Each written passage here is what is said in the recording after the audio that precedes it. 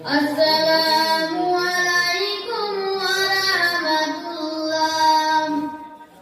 মাটি করে থাকিবে না তোর সোনার কবুতর,